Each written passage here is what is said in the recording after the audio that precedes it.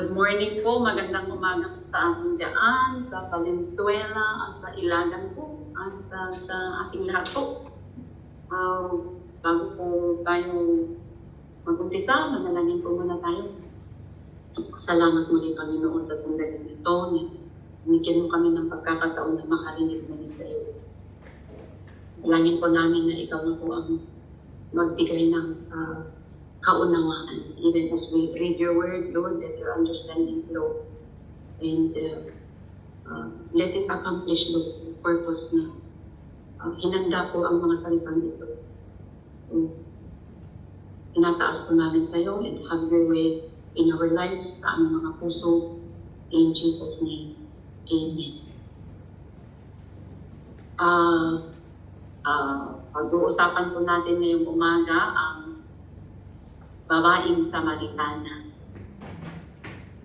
Isang araw po si Jesus ay dahil po sa medyo hindi stable yung sitwasyon ng ministry po sa Judea, ay bababa po siya ng Galilea at papunta po doon ay kailangan po niyang dadaan sa Samaria.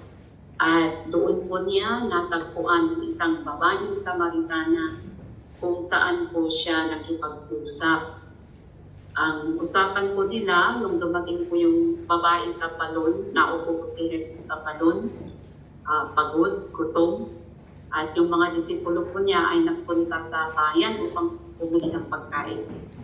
At siya nga po ay naupo at dumating po ang babae na Samaritana. At sabi po ni Jesus sa kanya,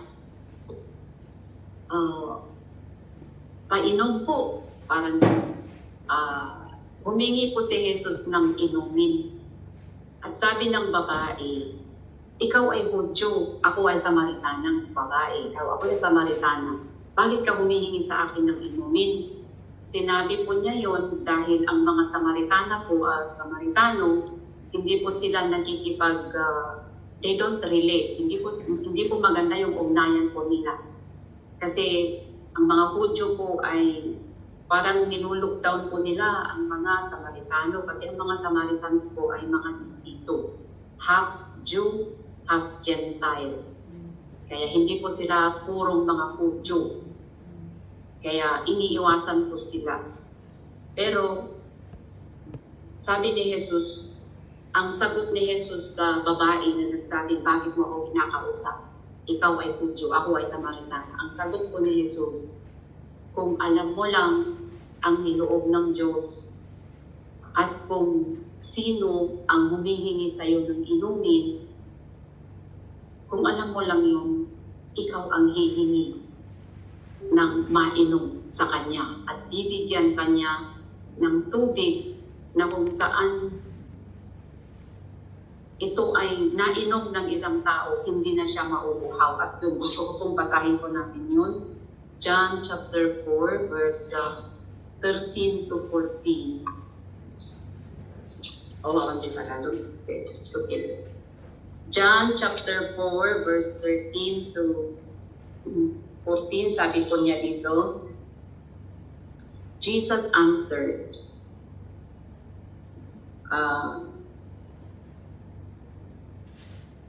okay.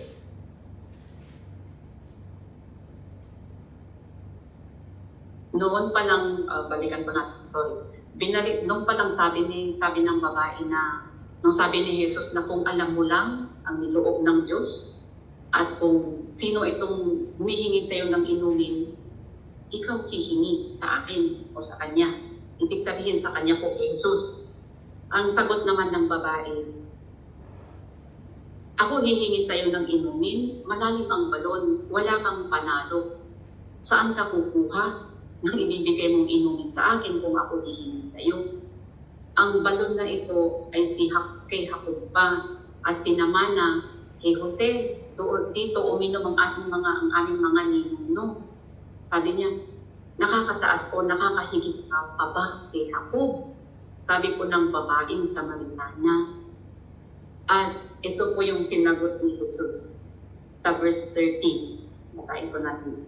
Sumagot si Jesus sa kanya, ang bawat uminom ng tubig na ito ay muling mauuhaw. Ibig po niya sabihin sa balon po na yun. Sa balon po na inupuan niya kung saan po pumunta ang babae yun para po iigib. Subalit ang sino mang umiinom ng tubig na aking ibibigay ay hindi na mauuhaw magpakailanman. Ang tubig na aking ibibigay sa kanya ay magiging isang bukal ng tubig tungo sa buhay na walang hanggan. Ang tinutukoy po ni Jesus na tubig na ibibigay niya sa babaeng yun ay hindi po yung tubig na galing sa bato, kundi galing po sa kanya mismo. Ang magbibigay buhay, si Jesus po mismo. Siya po yung magbibigay ng buhay. Ang panampalataya po sa kanya ay magbibigay ng buhay. At puntahan po natin sa John chapter 7 verse 37 to 39. Kasi doon po makikita po natin kung ano ba itong tubig na ito na kayang ibigay ni Jesus, na kung sino man ang tatanggap ay hindi na mauuhaw. John chapter 7 verse 37 to 39, sabi niya dito, nang huling araw ng dakilang araw ng pista, si Jesus po ay nandoon sa pista sa Jerusalem, si Jesus ay tumayo at sumigaw na nagsasabi, kung ang sino man ay nauuhaw, lumapit siya sa akin at uminom. Ang sumampalataya sa akin, gaya ng sinabi ng kasulatan, mula sa kanyang puso ay dadaloy ang mga ilog ng tubig na buhay. In verse 39, ngunit ito'y sinabi niya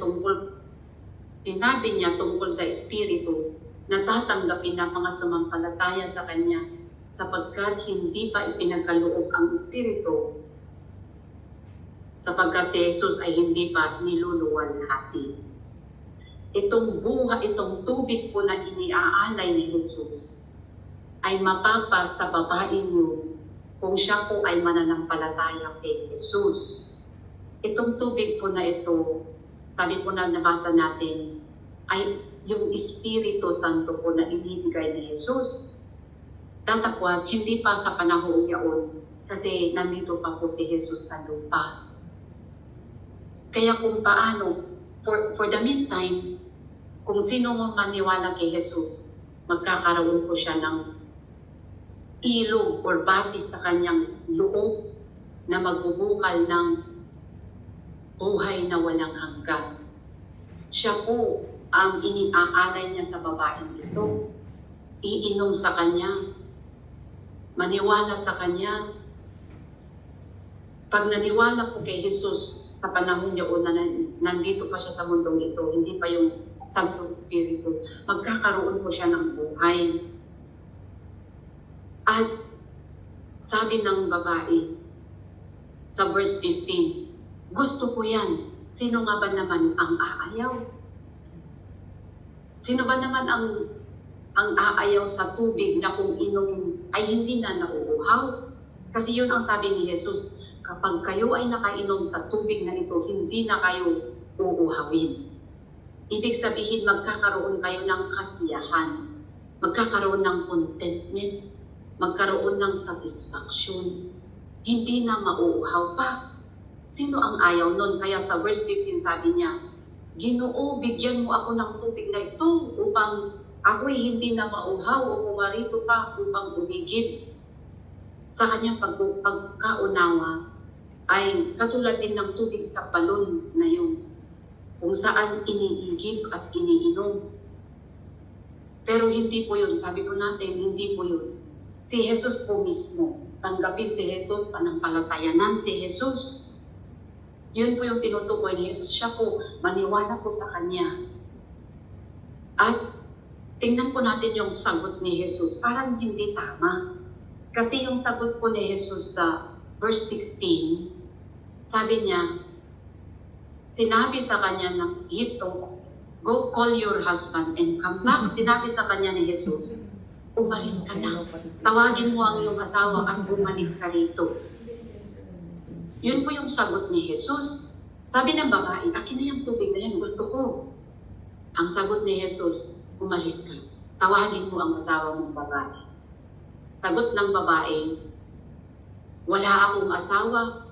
Sinabi sa kanya ni Jesus, tama ang sabi mo, wala akong asawa. And next verse, sapagkat nagkaroon ka na ng 5 asawa at ang kinakasama mo ngayon ay hindi mo asawa. Totoo ang sinabi mo ito. Hindi po yung sinabi ni Jesus sa babae upang siya po ay hiyain. Sinabi po yun ni Jesus sa babae upang iparamdam sa kanya, upang ipaalam sa kanya na alam ko ang kabuuan ng buhay mo. At gusto ko pong ang buhay po ng babaeng ito ay uhaw na uhaw. Bakit pa siya nagkaroon ng 5 asawa? Hindi po natin alam kung nabalo ba siya o nagkaroon ng problema at nag-separate sila. Hindi po natin alam. Pero klarong-klaro po na ang babaeng ito ay may hinahangad na hindi nakakanggan. Meron siyang hinahanap na hindi niya mahanap-hanap. Siguro sa pag-aakala niya, bibigay siguro ng asawa. Mantakin ba natin na 5 ang asawa? Sabi ni Jesus, 5 ang asawa niya, at yung kinakasama niya ngayon, hindi niya asawa. Ibig sabihin, 6. Kitang-kita po dito na ang babaeng ito ay may hinahanap, may hinahanap, na hindi niya alam pa. O siguro hindi niya alam. It's not being met. Hindi nasasagot yung kulang sa buhay niya. Uulitin ko po, hindi po yung sinabi ni Jesus para po siya hiyain, para po ipamukha na isa po siyang maruming babae. Kundi ipaalam sa kanya na kulang ka, tingnan mo, ako ang kasagutan. Parang ganun po. Kasi sinabi ni Jesus, kung sino ang manampalataya sa akin, bubukal sa kanya ang buhay mo walang hanggan. Hanggat hindi po natin tinatanggap si Jesus, hindi po makukumpleto ang buhay natin. Sabi po sa Proverbs chapter 27 verse 20, sabi po doon na ang mata ng tao, okay, let's read that verse. Proverbs 27 verse 20.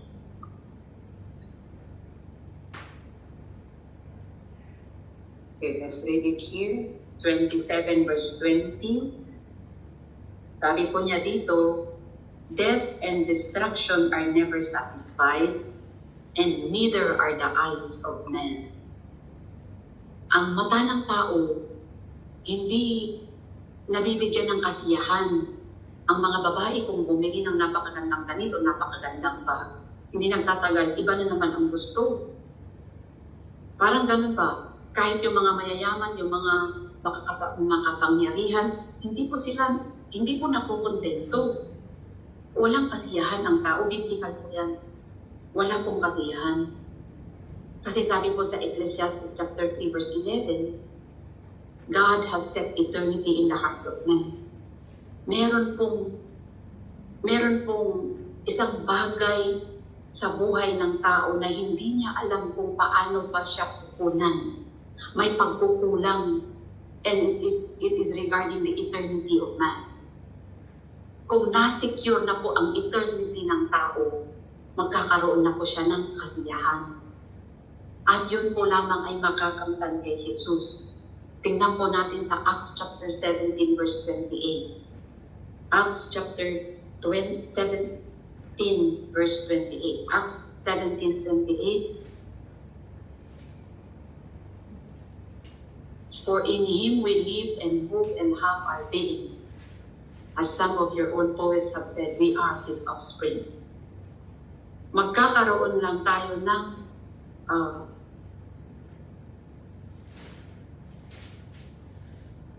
in Him we have our being.